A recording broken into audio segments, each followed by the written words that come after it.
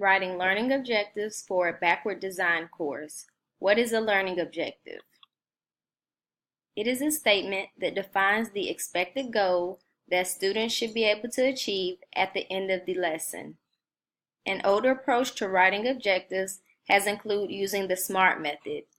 This is to help in verifying that objectives are clear and reachable from a student's perspective. The SMART method is an acronym. S stands for specific. Describe the goal and tell what your students will achieve and the steps that they will take to get to their final result. M stands for measurable. What concrete evidence can you collect to validate that the goal was met or achieved? A stands for attainable. Can the goal be achieved with the resources that you have? This includes time restraints and monetary costs. R stands for relevant.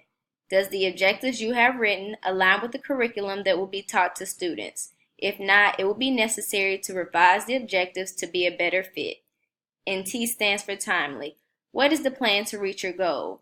Can it be done sooner than later with the resources that you have available? With backward design being a new and innovative way to design courses, a new method in writing objectives has also come to the forefront. When writing a learning objective, you want to always begin with the end in mind.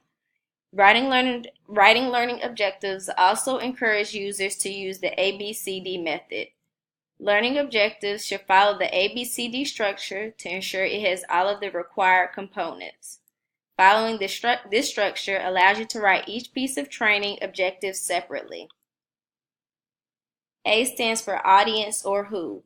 Who does the outcome pertain to and who are you teaching? An example is third grade students. B stands behavior or what. What do you expect the audience to know or to be able to do? This needs to include an action verb to describe the learning, chosen from the Bloom's Taxonomy word bank. An example, cite the correct order of the 9 planets. C stands for condition or how. Under what conditions or circumstances will the learning occur? How will you test whether the audience can perform the behavior? Example, individual classroom assignments and homework. And D stands for degree or how much. How much will be accomplished? How well will the behavior needs to be performed and to what level? An example, with 85% accuracy each time. It is very important that when writing objectives, Bloom's Taxonomy is referenced in the objective. Bloom's Taxonomy is a framework for categorizing the educational goals of students. There are originally 6 levels to the framework established by Bloom in 1956. Since then, multiple revisions have been released to the public.